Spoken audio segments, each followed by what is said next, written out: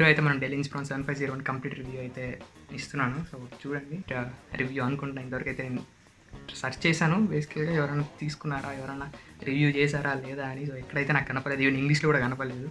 So అందుకనే why don't display అయితే good, bright, colours అయితే చాలా వైబ్రెంట్గా ఉంటాయి. డెల్ సినిమా కలర్స్ కొంచెం అది ఎన్హాన్స్ అయితే చేస్తుంది కలర్స్ని బాగా. బట్ నాకు ఎక్కడ ఒక ప్రాబ్లం అయితే ఉంది అంటే అది కొంచెం కలర్స్ అంటే వైట్ కలర్స్ అనేవి కొంచెం ఎల్లో సైడ్ అయితే వెళ్ళాయి, కొంచెం లిటిల్ బిట్ అయితే ఎల్లో ఉంటుంది. అది నాకు తెలిసిన ఫోన్ ఎక్కువ కోల్డ్ కలర్స్ అయితే ప్రొడ్యూస్ చేస్తుంది, బ్లూ కలర్స్ అంటే కోల్డ్ సైడ్ ఎక్కువ ఉంటుంది. సో అది చూసి ఇలా అనిపిస్తుందా లేకుంటే కలర్స్ ఎలా అని చెక్ చేశాను. బట్ ఏంటి అంటే యాంటీ గ్లేర్ కోటింగ్ అనమాట. సో యాంటీ గ్లేర్ కోటింగ్ వల్ల ఏమవుతుంది అంటే మీకు వైట్ కలర్స్ కొంచెం ఎల్లో సైడ్ అయితే కనిపిస్తుంది. ఇది చాలా తక్కువ ఉంది ఈ ల్యాప్టాప్లో. నేను వేరే ల్యాప్టాప్స్ చూసాను, ఏసర్ ఆస్పెరా 7 కానివ్వండి, ఏసెస్ ఎస్ సిరీస్ కానివ్వండి, అండ్ డెల్ G3 కానివ్వండి, వీటిలో అయితే చాలా ఎక్కువ ఉందని చెప్పుకోవచ్చు. అంటే చాలా ఎల్లో ఇష్గా ఉంటుంది. అసలు వైట్ అయితే వైట్ లాగా అసలు కనపడదు మనకి, చాలా ఎల్లో ఇష్గా ఉంటుంది. And brightness is 300 nits.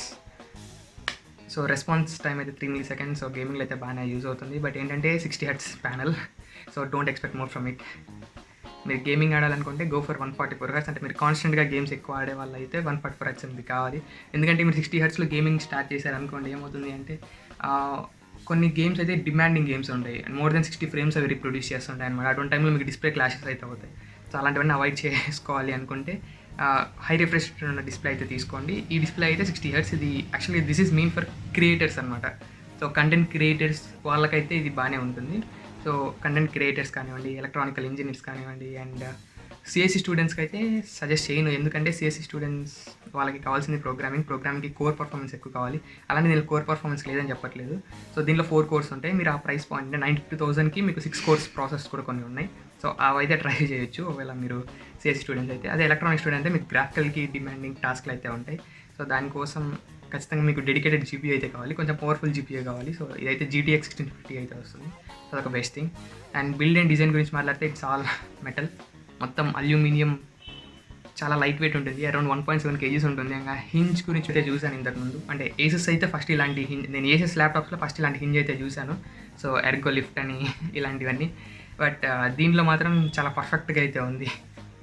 And next hinge చాలా బాగుంది. అండ్ వెయిట్ డిస్ట్రిబ్యూషన్ కూడా 1.7 అయితే ఉంటుంది. 1.7 kgsకి మనకి ఈ ప్రాసెసర్ అంటే ఈ క్యాలిబర్ ఉన్న CPU GPU అనేది మీకు ఎక్కడ దొరకదు. ఒకవేళ దొరికినా మీకు అవన్నీ గేమింగ్ ల్యాప్టాప్స్ ఉంటాయి. గేమింగ్ ల్యాప్టాప్స్ అన్నీ మ్యాక్సిమం అరౌండ్ 60 to 70 or 75 ఆ ప్రైస్ పాయింట్లో అయితే మీకు దొరుకుతాయి గేమింగ్ ల్యాప్టాప్స్. బట్ ఏంటంటే వెయిట్ అనమాట, వెయిట్ 2.5 kgs ఉంటుంది. మళ్ళీ పవర్ అంటే బ్యాటరీ లైఫ్ చాలా దారుణంగా ఉంటుంది గేమింగ్ ల్యాప్టాప్స్కి. ఎందుకంటే వాళ్ళు థర్మల్ సొల్యూషన్స్ని ఎక్కువ పెంచుతారనమాట. బికాస్ మీ గేమింగ్ అంటేనే ప్రాపర్ థర్మల్స్ అనమాట. సో దానికోసమని వాళ్ళు ఎక్కువ థర్మల్స్ మీద కాన్సన్ట్రేట్ చేస్తారు. సో అటువంటి టైంలో ఏమవుతుందంటే బ్యాటరీ ఈజీగా డ్రైన్ అవుతుంది. అండ్ ఈవెన్ ప్రాసెసర్ కూడా వాళ్ళు లిమిట్ చేయరనమాట. ఇన్ఫినిటీ పవర్ అయితే ఇచ్చేస్తూ ఉంటారు. అండ్ ఇన్ఫినిటీ అని కాదు కానీ మ్యాక్సిమం పవర్ అయితే వాళ్ళు ఇచ్చేస్తుంటారు. మ్యాక్సిమం పవర్ని కన్స్యూమ్ చేసుకునే తెల్ల ఇది ఇచ్చేస్తూ ఉంటారు. సో అందుకనే ఇది ఏమిటి అంటే best CPU and best GPU. But ఏంటి అంటే weight management 1.79 kgs and best thing. And దీనికి కాంపిటేటర్ ఏదన్నా ఉంది అంటే Zephyrus Z14, aces Zephyrus Z14 అయితే దీనికి కాంపిటేటర్. బట్ అది ఎందుకు తీసుకోలేదంటే డిస్ప్లే అనమాట. ఇదైతే 15.6 inch డిస్ప్లే, అది 14 inch డిస్ప్లే ఉంటుంది. నాకు ఇదే అప్పుడప్పుడు సరిపోదు. 15.6 inch సమ్టైమ్స్ అయితే డౌట్ అయితే వస్తుంది, సరిపోదు అనమాట ఎడిటింగ్ ఇలాంటి వాటికి. ఇంకా 14 inch డిస్ప్లేస్లో అంటే కొంచెం కష్టం. అండ్ ప్రాసెసర్ ఏదంటే i5 10300 H సిరీస్ ప్రాసెసర్. యాక్చువల్గా H for high performance. So మీకు i5 10th జనరేషన్ అంటే ఒక ప్రాసెసర్ కాదు, ఈ లిస్ట్లో ఉన్నాయి కదా. సో ఈ list almost 20 types of processors ఉంటాయి. ఈ ప్రాసెసర్స్లో మీ రిక్వైర్మెంట్ బట్టి మీకు ఏది కావాలనేది చూస్ చేసుకోండి. అంటే నేనైతే దీని గురించి ఇన్డెప్త్ అయితే చెప్పట్లేదు. బేసికల్గా Y for ultra low power. So almost just 8 watt అయితే కన్జ్యూమ్ చేస్తుంది. 8 watt ప్రాసెసర్స్ అంటే బేస్డ్ ఆన్ పవర్ కన్జంప్షన్ బట్టి మనం ప్రాసెసర్ స్పీడ్ని అయితే క్యాలిబ్రేట్ చేస్తాము.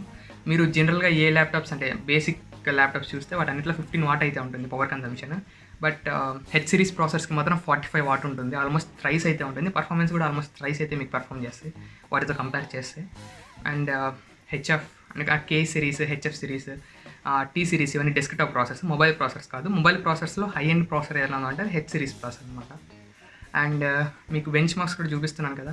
సో i7 చాలా వేరియంట్స్ని అయితే ఇది బీట్ చేస్తుందన్నమాట. i5 10300 H series processor and 4th gen latest ఎస్కేస్ మీద బిల్డ్ అవుతుంది. అండ్ 14 నానోమీటర్ ఎన్ఎం అంటే 14 నానోమీటర్ ప్లస్ ప్లస్ అనేది ఉంటుంది కదా.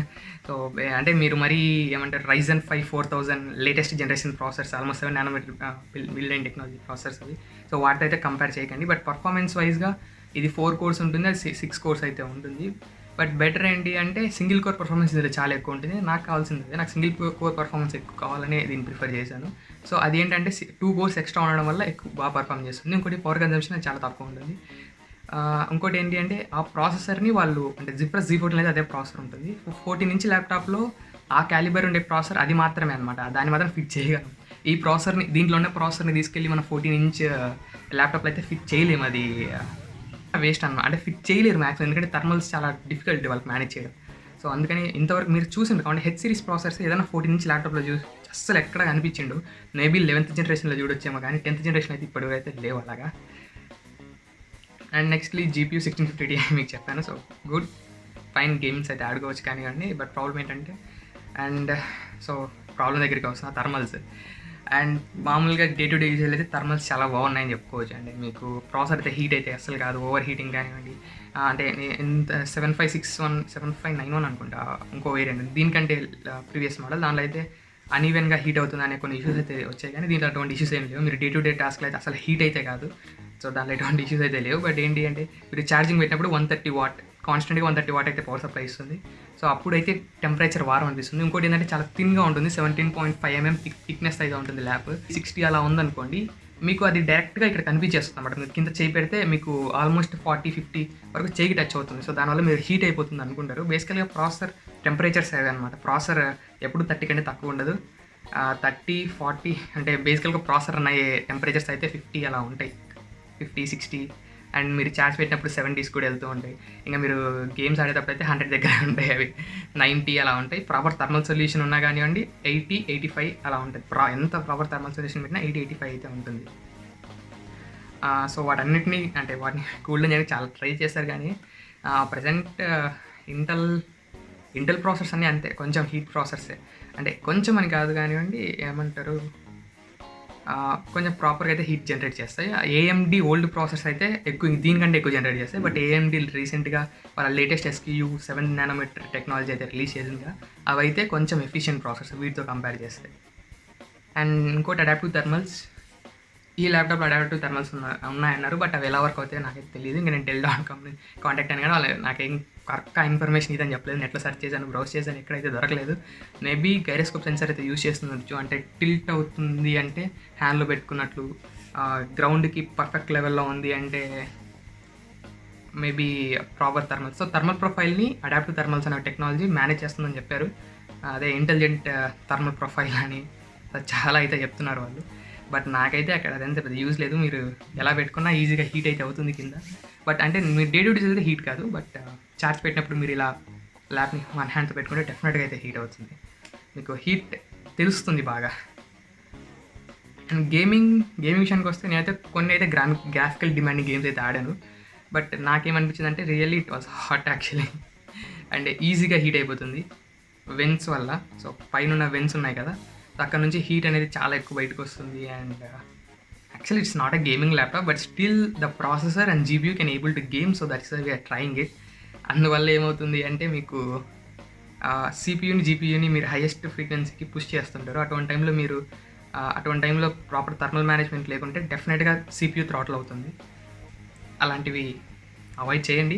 గేమింగ్ అయితే ల్యాప్టాప్ తీసుకోండి, నేను సజెస్ట్ చేయను అసలు గేమింగ్ అయితే. ఒకవేళ వెస్ట్రన్ డిజిటల్ SSD. సో వీళ్ళైతే పేరు మార్చుకున్నారు. మీకు ఎక్కడ కనిపిస్తుంది అంటే మీరు టాస్క్ మేనేజర్లోకి వెళ్ళి డిస్క్లో SSD అంటే లోకి వెళ్తే మీకు తెలుస్తుంది అక్కడ ఏ డిస్క్ యూజ్ చేస్తారు, దాని ఫ్రీక్వెన్సీ మొత్తం అక్కడ తెలుస్తుంది. అక్కడ నేను చూసినప్పుడు ఎంత ఉంది అంటే అక్కడ అంటే వెస్ట్రన్ డిజిటల్ SSD అయితే వాళ్ళు యూజ్ చేశారు. అండ్ స్పీడ్స్ అంటే రీడ్ అండ్ రైట్ స్పీడ్స్ మీకు డిస్ప్లే మీద కనిపిస్తున్నాయి కదా, around 2000 and right speeds 1300. But right speeds కొంచెం తక్కువ ఉన్నాయి. SSDs బేసికల్గా 1600-1700 ఉంటే కొంచెం బెటర్గా ఉంటాయి, బట్ తక్కువ ఉన్నాయి. బికాజ్ ఏంటి అంటే SSD చాలా చిన్నగా ఉంటుంది అనమాట. వీళ్ళు ప్రొవైడ్ చేసేది ఇది యాక్చువల్గా చాలా థిన్గా ఉంటుంది. బేసికల్గా SSD అంటే మీకు డిస్ప్లే మీద కనిపిస్తున్నాయి కదా, సో దానికంటూ క్యాష్ పార్టిషన్ ఉంటుంది, ర్యామ్ ఉంటుంది. సో యాక్చువల్గా సామ్సంగ్ ఇటువంటి వాటికైతే ఇవన్నీ ఉంటాయి. బట్ ఇది ఏంటి అంటే కొంచెం ప్రైస్ కట్ చేయడానికి ఇలా చేశారు. ఇది ఓన్లీ మీకు స్టోరేజ్ ఎలిమెంట్ని మాత్రం ప్రొవైడ్ చేస్తారనమాట వెస్టర్న్ డిజిటల్ వాళ్ళు. సో ఆ స్టోరేజ్ ఎలిమెంట్ మాత్రం ప్రొవైడ్ చేస్తారు. అండ్ దీన్నే వాళ్ళు హోస్ట్ బఫర్ టెక్నాలజీ అంటున్నారు. అదేంటి అంటే మీరు రీడ్స్ ఎప్పుడైనా మీరు డేటా దానికి ఇన్పుట్ ఇచ్చారనుకోండి, కంట్రోలర్ ఉంటే ప్రాపర్ ప్లేస్కి అది అలైన్మెంట్ చేస్తుంది అనమాట. ఈ డేటాని ఇక్కడ పెట్టాలి, ఈ డేటాని ఈ ప్లేస్లో స్టోర్ చేయాలని. సో మనకి కంట్రోలర్ లేదు కాబట్టి మీకు వచ్చే డేటా ఏమవుతుంది అంటే ఫస్ట్ అక్కడ ఒక టెంపరీ స్టోరేజ్ ఎలిమెంట్లకు స్టోర్ అవుతుంది. సో మెల్లమెల్లగా ఒక్కొక్క ప్లేస్ ఫిల్ అవుతూ వెళ్తుంది అనమాట. సో అది అలా వర్క్ అవుతుంది. సో దానివల్ల మీకు రీడ్ స్పీడ్స్ చాలా తక్కువ అయితే వచ్చాయి. 1300 అంటే ఒక ఎస్ఎస్డీకి 1300 అంటే చాలా తక్కువ. బట్ మీకు అది ఎక్కడ బాధ అనిపించదు. ఎందుకు అంటే మీరు యూజ్ చేసేది USB 3.2 ports and thunderbolt port. అంటే దీంట్లో ఉండేది అదే కాబట్టి అదే చెప్తున్నాను. ఆ పోర్ట్స్ మీరు యూజ్ చేసినప్పుడు మీరు ఎంత ఫాస్టెస్ట్ పెన్ డ్రైవ్ అయినా పెట్టండి, మ్యాక్సిమం అంటే data transferring speeds around 500 Mbps అంతే ఉంటాయి. 1 Gbps 2 Gbps వరకు అయితే వెళ్ళవు. సో 500 ఆ ప్రైస్లో ఉంటే మాత్రం ఓకే అనమాట. సో 500 Mbps ఆ ప్రైస్లో ఆ రేంజ్లో ఉంటాయి కాబట్టి it's fine. 600 okay. But read speeds ఉండడం వల్ల మీకు బెస్ట్ థింగ్ 2000 అరౌండ్ ఉన్నాయి. సో మీకు దానివల్ల ఏమవుతుంది అంటే చాలా ఫాస్ట్గా బూటప్ అవుతుంది. అండ్ ఈవెన్ ఏదైనా యాప్ అప్లికేషన్లో లోడ్ చేయడం కానివ్వండి, అండ్ ఎటువంటి రెండరింగ్ టైమ్స్ ఇలాంటివన్నిట్లో చాలా బెనిఫిట్ అనమాట. రీడ్ స్పీడ్స్ 2200 అంటే చాలా బెస్ట్ థింగ్. బేసిక్గా ఇంటెల్ SSDs అయితే నేను ముందే చూసాను. ల్యాప్టాప్స్ అని ఇంటెల్ SSDs అయితే యూజ్ చేస్తాయి. అరౌండ్ 1600 ఉంటాయి. బట్ వేరస్ దిస్ ఇస్ 2000 అయితే ఉంది. కొన్ని అయితే 3000 కూడా ఉంటాయి. బట్ ఓకే, 2000 కూడా బాగానే ఉంటుంది. మీరు మరీ ఎంత ఫాస్ట్గా SSD ఉన్నా ప్రాసెసర్ కూడా ఆ SSD నుంచి వచ్చే డేటాని కెన్ ఏబుల్ టు ప్రాసెస్ కదా. సో ఓకే, బాగానే ఉంది. సో పర్ఫెక్ట్ కాంబినేషన్ అని చెప్పవచ్చు. 2200 Mbps and RAM frequency 8 GB onboard RAM అయితే ఉంటుంది దీంట్లో. సో ఆన్బోర్డ్ ర్యామ్ అంటే ఏం లేదు, you cannot remove the RAM అంతే. మదర్ బోర్డ్కి స్టిక్ అయి ఉంటుంది. యాపిల్ ల్యాప్టాప్స్లో ఇలాంటి వాళ్ళు కూడా అలాగే స్టిక్ అయి అయితే ఉంటుంది. సో మదర్ బోర్డ్కి స్టిక్ అయి ఉంటుంది. సో సింగిల్ ఛానల్ అయితే పనిచేస్తుంది. ఒక ఛానల్ అయితే ఎక్స్ట్రా ఉంది. ఆ ఛానల్ మీరు కావాలంటే ఫ్యూచర్లో ఇంకో 16 GB సింగిల్ ర్యామ్ స్టిక్ అయితే వేసుకోవచ్చు. అప్పుడు మీకు టోటల్ ఒక 25 మంచిగా ఉంటుంది. అయితే మీరు పెట్టుకోండి. ఎందుకంటే అంటే ఈ ల్యాప్టాప్ తీసుకునే వాళ్ళందరూ మ్యాక్సిమం కంటెంట్ క్రియేషన్ ఇలాంటి వాటి కోసమే తీసుకుంటారు. సో మీ ఖచ్చితంగా ర్యామ్ అయితే ఎక్స్ట్రా కావాలి.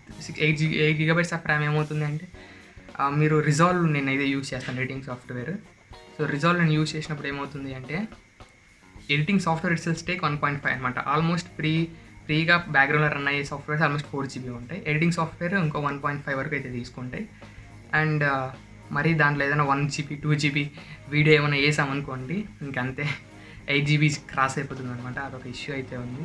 సో మీరైతే తీసుకున్న తర్వాత ఒక 8 GB ర్యామ్ స్టిక్ అయితే తీసుకోండి. 8 GB or 16 GB RAM sticks దొరికితే అయితే తీసుకోండి. సో అప్గ్రేడబుల్ అయితే మరి మనం బాధపడాలి. అప్గ్రేడబుల్ కాబట్టి ఇట్స్ ఓకే. అండ్ కీబోర్డ్ అయితే చాలా మంచి కీబోర్డ్ ఇది. గుడ్ టైపింగ్ ఎక్స్పీరియన్స్ అయితే ఉంటుంది, గుడ్ ప్రెషర్ అండ్ ఎస్ అంటే మీరు వర్క్ అయితే చేయొచ్చు. సో 1 mm కీ ట్రావెల్ అయితే ఉంటుంది. ఇది మీకు మరీ ఏమంటారు హవర్స్ అండ్ హవర్స్ టైపింగ్ వాళ్ళకైతే కాదు, జనరల్ యూసేజ్ వాళ్ళకైతే బాగానే ఉంటుంది. ఎందుకంటే మీ బేసికల్గా హ్యూమన్స్ టైపింగ్ చేసేటప్పుడు ఏమవుతుందంటే ఆల్మోస్ట్ ఒక 1/2 అవర్ తర్వాత దే లాస్ట్ దట్ ప్రెషర్. అంటే మీరు ప్రెస్ చేసేటప్పుడు ఆ ప్రెషర్ సెన్సిటివిటీని సెన్స్ చేసే సెన్స్ అనేది తగ్గిపోతాయి అనమాట. సో అట్లా మీరు 1/2 అవర్ 1 అవర్ తర్వాత మీరు అగైన్ ప్రెస్ చేస్తూనే ఉంటారు ఆ సేమ్ బటన్ని. సో అది కొంచెం మిస్ అనమాట. సో ట్రావెలింగ్ డిస్టెన్స్ అంటే ఇలాంటి అల్ట్రా బుక్స్లో కానివ్వండి, సో ఇలాంటి ల్యాప్టాప్స్లో అలాగే ఉంటుంది. సో ఒకవేళ మీరు లాంగ్ టైపర్స్ అంటే go with Lenovo ThinkPads or Dell Latitude lineup. ఈ 2 లైనప్స్ అయితే తీసుకోండి. అంటే మ్యాక్సిమం బిజినెస్ వాళ్ళకైతే బాగా యూజ్ అవుతాయి. అండ్ మీరు టైపర్స్, బ్లాగ్ రైటర్స్ ఇలాంటి వాళ్ళకి అదే తీసుకోండి. కాదు మీరు టైప్ చేస్తారు అంటే టైపర్స్ అండ్ ఈవెన్ ఎడిటర్స్ కూడా ఇలాంటి వాళ్ళకైతే ఇది ఓకే. ఎందుకంటే మీకు అంతగా టైపింగ్ ఎక్కువ కావాలంటే ఎక్స్టర్నల్ కీబోర్డ్ అయితే కొనుక్కోవచ్చు, ప్రాబ్లం ఉండదు. ఈజీ కనెక్ట్ అయిపోతుంది ఎక్స్టర్నల్ కీబోర్డ్స్ కానీ. External mouse is mandatory. దాంతోపాటు ఇంకో కీబోర్డ్ అయితే కొనుక్కోండి. And nextly to speak about battery life మనకైతే 56 Wh బ్యాటరీ అయితే ఉంటుంది. 3 cells అయితే ఉంటాయి. అండ్ బ్యాటరీ లైఫ్ గురించి వస్తే 4 to 5 hours వాట్ ఎవర్ మీద యూస్. మీరు net browsing, word documents and ఇలాంటివి పవర్ పాయింట్ ప్రజెంటేషన్స్, సో ఇలాంటివి ఏం చేసినా డెఫినెట్గా 4 to 5 hours అయితే వస్తుంది. అండ్ మీరు ఒకవేళ బిలో 50% బ్రైట్నెస్ పెట్టుకుని వాడితే ఈవెన్ 6 hours కూడా ఫుల్ చేయొచ్చు. మరీ ఎక్కువ అయితే ఎక్స్పెక్ట్ చేయకండి 56 Wh బ్యాటరీ. నేనేమనుకున్నా అంటే ఇంకొక ఎక్కువ సెల్ పెడితే బాగుండేదేమో అనుకున్నాను. బట్ ఏం చేశారు అంటే వీళ్ళు అప్గ్రేడబిలిటీని ఇంక్రీజ్ చేశారు.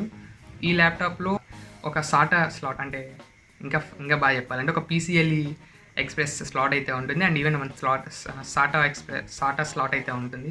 దానివల్ల మీరు హార్డ్ డిస్క్ పెట్టుకోవచ్చు అండ్ ఈవెన్ ఇంకో ఎస్ఎస్డీ పెట్టుకోవచ్చు. So storage upgradability the best అని చెప్పుకోవచ్చు. ఈ ప్రైస్ పాయింట్లో ఏ ల్యాప్టాప్లో ఇలా అయితే ఉండదు. మీరు ఏ ల్యాప్టాప్ తీసుకున్నా స్టోరేజ్ మీరు ఎక్స్పాండ్ చేసుకోవాలనుకున్న ఉన్న స్టోరేజ్ని తీసేసి కొత్త స్టోరేజ్ అయితే పెట్టుకోవాలి. ఇది మాత్రం చాలా అప్గ్రేడబుల్. సో మీరు ఒక హెచ్డి పెట్టుకోవచ్చు, ఒక ఏమంటారు ఎస్ఎస్డి కూడా పెట్టుకోవచ్చు. And nextly we have to upgradability. ఈ ప్రైస్ పాయింట్లో అప్గ్రేడబిలిటీ మీకు ఏ ల్యాప్టాప్ దొరకదు. This is the only laptop that you can able to upgrade actually. Phone use చేస్తుంటారు కదా, ఫోన్లో మీకు కాల్స్ వచ్చిన అన్నీ బేసిక్గా ఏసెస్లో కూడా ఉంది ఇది. అండ్ ఈవెన్ విండోస్లో కూడా ఒకటి అయితే ఉంటుంది యువర్ ఫోన్ అని. బట్ డెల్ది కొంచెం బాగుంది అనిపించింది. నేను ఏసెస్ అయితే చూడలేదు, బట్ ఇదైతే కొంచెం బెటర్గా ఉంది. మీరు కాల్ ఆన్సర్ చేయొచ్చు, నోటిఫికేషన్స్కి రిప్లై ఇవ్వచ్చు, మెసేజింగ్కి రిప్లై ఇవ్వచ్చు, అండ్ ఈవెన్ డేటా ట్రాన్స్ఫర్ చేయొచ్చు. బట్ డేటా ట్రాన్స్ఫర్ మీరు హై ఫాస్ట్ అయితే ఎక్స్పెక్ట్ చేయకండి. అంటే మీరు యాపిల్ ఎయిర్ డ్రాప్ కానివ్వండి ఇలాంటివి అయితే ఎక్స్పెక్ట్ చేయకండి. జస్ట్ ఎలా ఉంటుందంటే ఒక బ్లూటూత్ డేటా ట్రాన్స్ఫర్ అయితే ఎలా ఉంటుందో అలాగే ఉంటుంది, అంతకుమించి ఎక్కువ అయితే ఉండదు మీకు. సో అదొకటి. అండ్ ఛార్జర్ అయితే మీకు చూపిస్తాను కదా, అలా ఉంటుంది charger. And you can charging time గురించి మాట్లాడితే it's take to 0 to 100. So మీకు 130 వాట్ పవర్ ఎక్కడ యూజ్ అవుతుంది అంటే 130 వాట్ పవర్ మీకు గేమింగ్ ఇలాంటి వాడేటప్పుడు ఏంటంటే పీసీలో డెఫినెట్గా బ్యాటరీ అయితే సరిపోదు. మీకు ఛార్జర్ కనెక్ట్ చేసి యూస్ చేస్తే కొంచెం బెటర్ పర్ఫార్మెన్స్ అయితే ఇంక్రీజ్ అవుతుంది. మీకు ఛార్జ్ కనెక్ట్ చేసి చూస్తే ఈవెన్ నేను సినీ బెంచ్ కూడా రన్ చేశాను. ఛార్జ్ పెడితే ఆల్మోస్ట్ 200 పాయింట్స్ అయితే ఎక్స్ట్రాగా వచ్చాయండి. ఆల్మోస్ట్ 1700+ పాయింట్స్ అయితే వచ్చాయి. బట్ వితౌట్ ఛార్జ్ అయితే 1500 పాయింట్స్ అయితే వచ్చాయి. సో ఏంటంటే మీరు ఛార్జ్ పెట్టినప్పుడు ఫుల్గా పవర్ అయితే కన్జ్యూమ్ చేసుకుంటుంది. 45 వాట్ని కంప్లీట్ అయితే యూజ్ చేసుకుంది ప్రాసెసర్ అండ్ జీపీయూ కూడా. ఎక్కడ రెస్ట్రిక్ట్ చేసుకోదు దానికి అది. That is how it works. And finally thanks for watching. నా పేరు ప్రకాష్. సో కింద అయితే సబ్స్క్రిప్షన్ బటన్ ఉంది కదా, ప్లీజ్ క్లిక్ చేయండి. సో మనకైతే స్టార్టింగ్ కాబట్టి కొంచెం టైం అయితే పడుతుంది, బట్ సబ్స్క్రిప్షన్ మాత్రం మర్చిపోకండి. చాలా హెల్ప్ అవుతుంది మీరు సబ్స్క్రైబ్ చేస్తే. కింద please to subscribe. Okay, and thanks for watching. Bye bye.